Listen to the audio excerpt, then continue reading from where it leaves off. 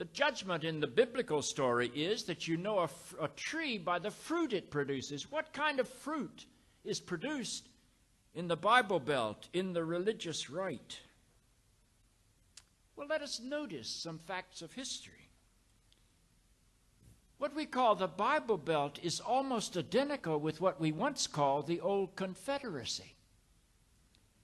And in the Old Confederacy, where they read the Bible regularly, where they went to church in enormous numbers, they also practiced slavery until a war forced them to give that evil practice up.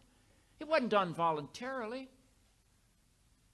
Put those things together and ask how that's possible. What kind of Bible do they read in the Bible Belt? That they think slavery is part of the will of God. When slavery was finally done away with by force of arms, its bastard stepchild took its place, called segregation.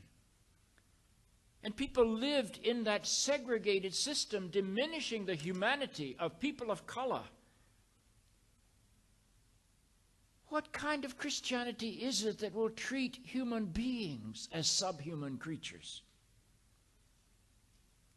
It was in that same part of the country, the Bible Belt, and those of you who are history majors will certainly know this, that in 1876, when Rutherford B. Hayes ran for president against Bill Tilden of New York, Samuel Tilden of New York, it was a contested election, not unlike the election of 2000 in this country.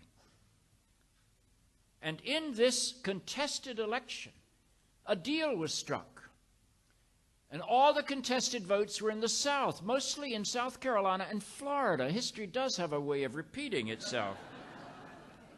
And all of the contested votes were awarded to Rutherford B. Hayes, every single one of them. And he won the Electoral College by a single electoral vote. And the quid pro quo in that election was that the South would deliver these votes to the Republican candidate, and in exchange, he would withdraw the military presence from the South so that segregation could be reimposed upon the black citizens. That's the Bible Belt. That's the fruit of reading the Bible and going to church. What kind of Bible do they read in the Bible Belt? Do they only read those tribal portions?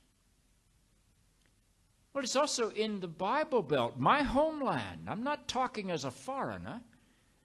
In the Bible Belt, legal lynching occurred until the 1940s. They were never prosecuted.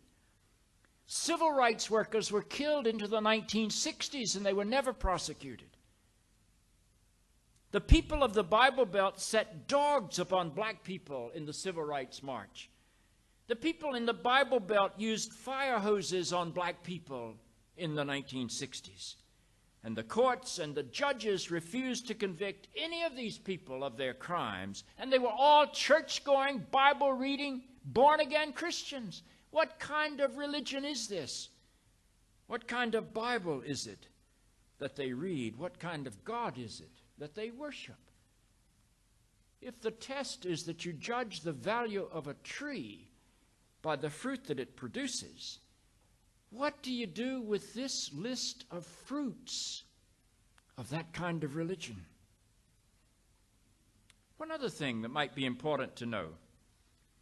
Do you know what part of the country has the highest divorce rate in America? It's the Bible Belt. Do you know what part of the country has the highest instances of spousal abuse and child abuse? It's the Bible Belt. Do you know what part of the country has the highest abortion rate? It's the Bible Belt. Do you know what part of the country commits adultery more than anybody else? It's the Bible Belt. Somebody said they commit adultery more in the South, they just don't enjoy it as much. On almost every one of these issues, the South leads the nation. What kind of God is worshipped in the Bible Belt? What kind of Bible is read in the Bible Belt. Do you know which two states in our nation buys the most pornographic material? Alabama's number one, the heart of the Bible Belt, and Utah is number two. What does that tell you?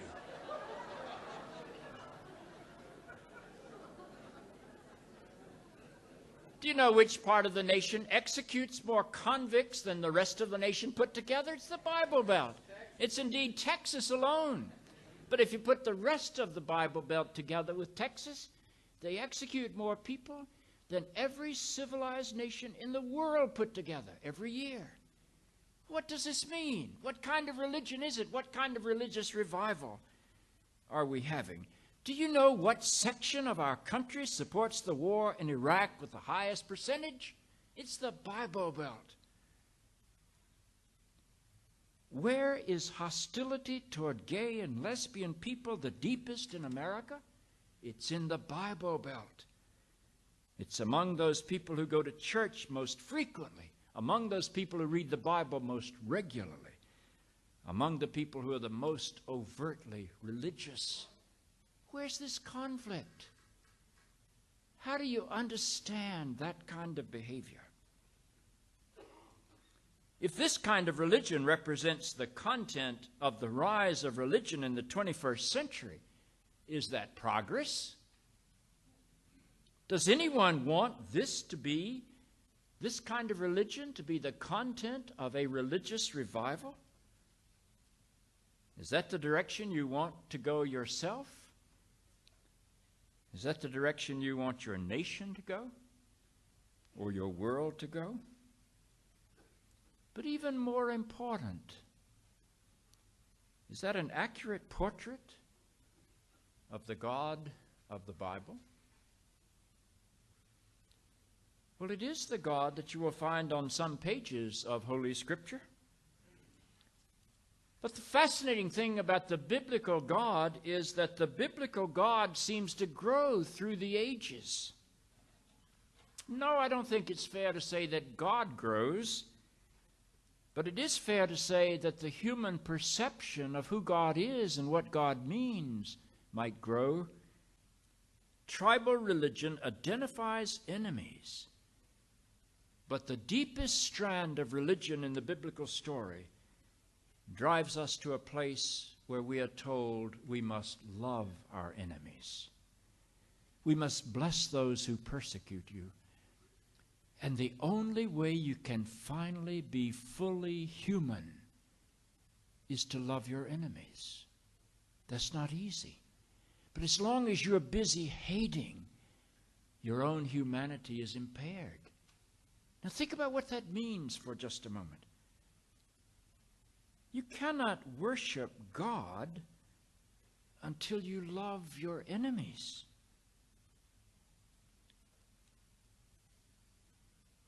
You cannot really be fully human until those people whose loved ones died in the World Trade Center can bring themselves to love Osama bin Laden.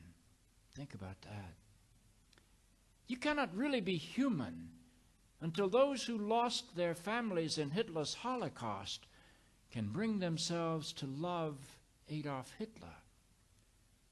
Think about that. Jews will never be human until they learn to love Palestinians. And Palestinians will never be human until they learn to love Jews. And Catholics will never be human until they learn to love Protestants. And Protestants will never be human until they learn to love Catholics. And blacks will never be human until they love the Volcanos of the world, and the Ku Klux Klan members, and the David Dukes of the world. And the David Dukes and the Ku Klux Klan members will never be human until they learn to love blacks. And the Pope will never be human until he learns to love homosexuals. And homosexuals will never be human until they learn to love Fred Phelps. Do you all know Fred Phelps? His website is godhatesfags.com. And he picketed the funeral of Matthew Shepard in Wyoming with a placard that said, God said fags should die. See Leviticus 20. Well, that's indeed what Leviticus 20 says. You want to read that in church and say, this is the word of the Lord? I don't think so. And before you begin to quote Leviticus to justify your own prejudices, as so many people do today, you better read the rest of the Bible.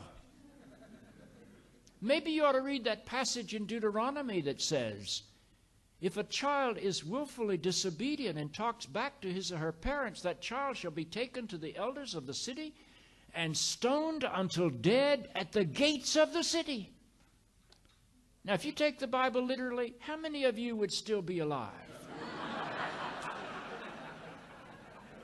Or maybe you ought to read that passage in Leviticus that says, if you commit adultery, you are to be executed. I shall not ask how many of you would still be alive.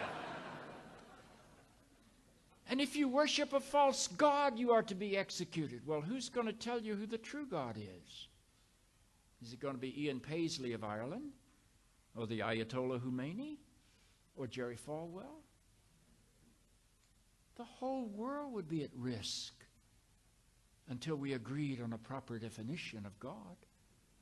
And there's a passage in Leviticus that I really only discovered about 2 or 3 years ago when I went through the Bible and got all the things out for which public execution was called for. And I discovered that the book of Leviticus says that if you have sex with your mother-in-law, you are to be executed. I bet you didn't know that was in the Bible. I've never heard that preached on. I think the reason I've never heard it preached on is most people can't imagine it.